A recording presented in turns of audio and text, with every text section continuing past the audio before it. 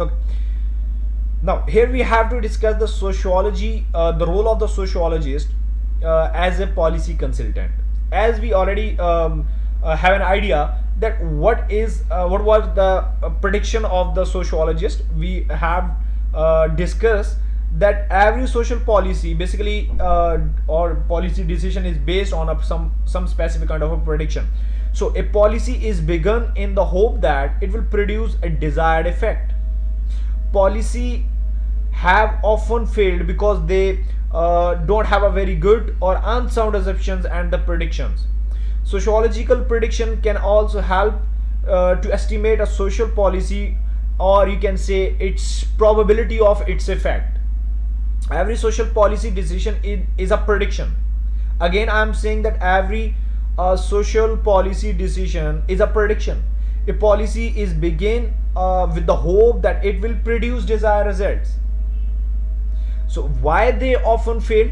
Because they have some unsound, or you can say some invalid assumptions, invalid ideas, or invalid or some unnatural, unreal kind of observations. That's why such policy don't have a proper impact on the phenomena.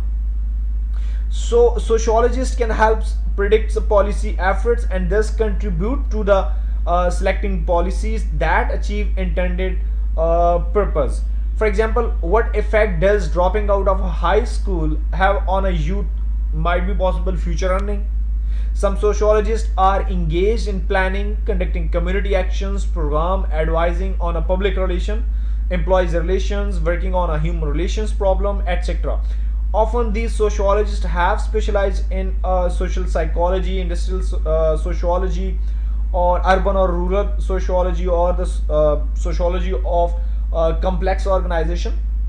Might be possible where they work as an applied scientist, but here discussed that we are discussing about the policy have a significant amount of prediction or the significant effect on the phenomena if it based on some natural, some real, and some sounded predictions or the sounded assumptions.